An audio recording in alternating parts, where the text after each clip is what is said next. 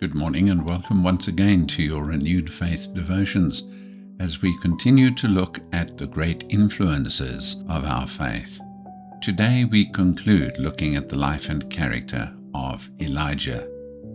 And from 2 Kings chapter 2 and verse 1 I read, "Shortly before the Lord took Elijah up to heaven in a whirlwind, Elijah and Elisha were on their way from Gilgal.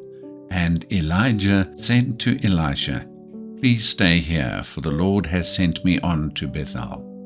But Elisha replied, 'As surely as the Lord lives, and as you yourself live, I will not leave you.' So they went down to Bethel. Then the sons of the prophets at Bethel came out to Elisha and said, 'Do you know that the Lord will take your master away from you today?' 'Yes, I know,' he replied, 'do not speak of it.' And Elijah said to Elisha, 'Please stay here, for the Lord has sent me on to Jericho.' But Elisha replied, 'As surely as the Lord lives, and as you yourself live, I will not leave you.' So they went to Jericho.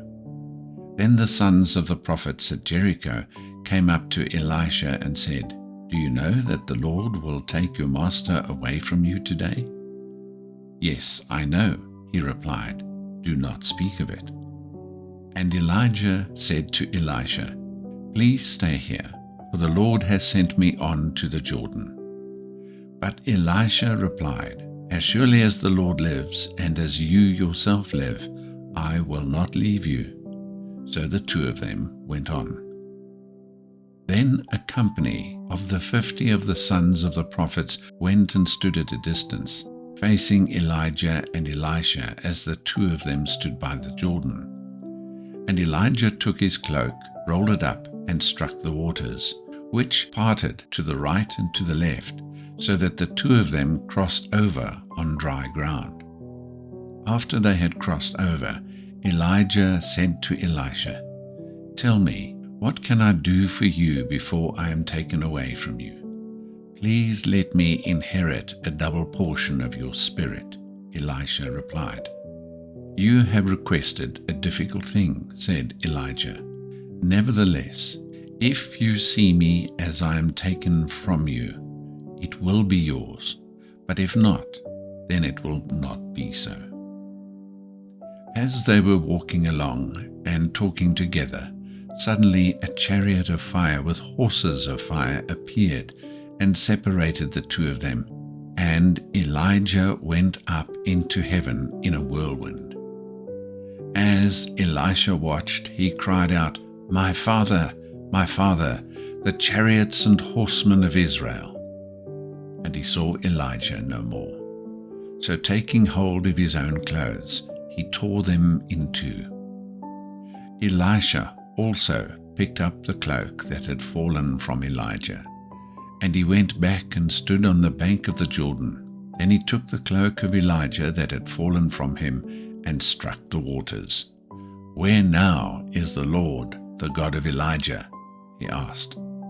And when he had struck the waters, they parted to the right and to the left, and Elisha crossed over. When the sons of the prophets who were facing him from Jericho saw what had happened, they said, 'The spirit of Elijah rests on Elisha.' And they went to meet him and bowed down to the ground before him. The years between Elisha's call and Elijah's translation to heaven are not recorded for us in Scripture. Apart from delivering a message of judgment to King Ahab and another to Ahab's son Ahaziah, we know little of Elijah's activity. We do know that one of their joint responsibilities seems to have been the administration of various schools of prophets, and those are the schools from which the sons of the prophets came. And so when the day arrives for Elijah to be taken up to heaven, and immediately prior to this event, he asks Elisha if he wants to make of him a last request. Elisha asks that he might become a worthy successor, And then he is told that his request will only be granted if he sees Elijah go up into heaven. Here, as we read, Elisha keeps his eyes on Elijah as he is caught up in a chariot and horses of fire, and he receives a coveted cloak. His first miracle with the cloak is the opening up of the Jordan. And those looking on know that because of this miracle, Elisha is truly Elijah's successor. Now, as we think this through, one thing, and one thing only, brought Elisha that coveted cloak of his master Elijah. He allowed nothing to deter or deflect him, but he kept his eyes constantly on his master. And that, in a nutshell, is the secret of all spiritual blessing.